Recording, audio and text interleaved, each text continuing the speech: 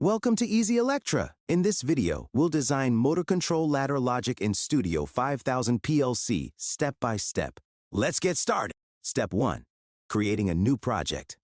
Open Studio 5000 Logic's. Create a new project and select the PLC model. Configure input and output tags for motor control. Step 2. Designing the ladder logic. Insert a new rung in the ladder logic editor. Add a normally open XX start push button. Add a normally closed ZO stop push button in series. Insert an output energize OT coil for the motor contactor. Add a holding contact X6 in parallel with the start button to maintain motor operation.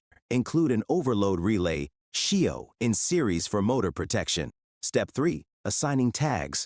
Assign start PB to the XIC instruction. Assign stop to the SHIO instruction. Assign motor contactor to the OD coil. Assign O relay to the SIO overload protection.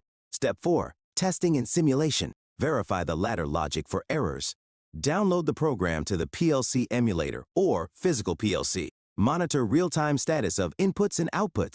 Press start to energize the motor and stop to de-energize it. Simulate overload fault and observe the motor shutdown response. Step 5. Finalizing the logic. Optimize the ladder logic for efficiency and safety. Save and document the project. Export the logic for future modifications. And that's it.